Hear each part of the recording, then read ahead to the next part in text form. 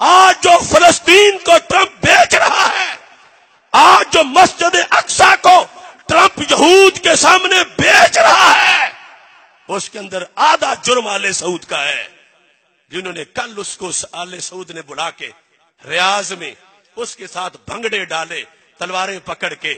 اگر تلواریں اس کے مقابلے میں لہرائی ہوتی تو ٹرمپ کو پتا ہوتا کہ مسلمانوں کے مرکز میں غیرت ہے۔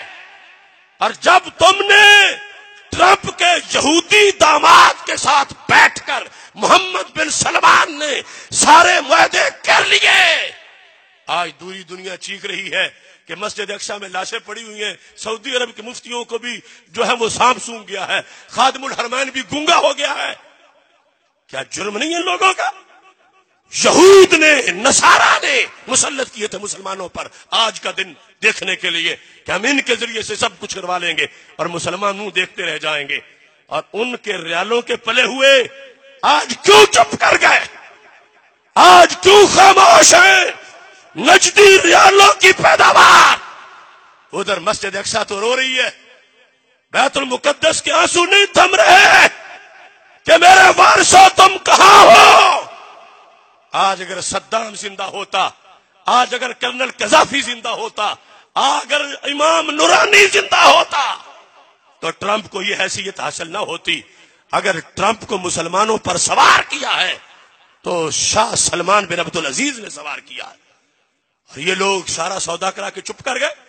لیکن ہم بتانا چاہتے ہیں، ٹرمپ سن لو، ایک گدھے کی اولاد، یہ شاہ سلمان امت کا ترجمان نہیں ہے۔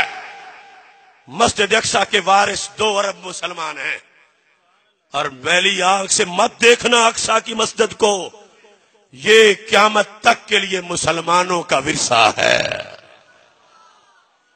لوگوں نے قبضہ دیکھا حرم پر تو کلمہ پڑ گیا ان کا، پتہ ہی نہیں کہ یہ توحید کے معاہدے کہاں ہوئے تھے۔ میرے پاس وہ ڈاکومنٹس موجود ہیں، یہاں باقاعدہ معاہدہ ہوا۔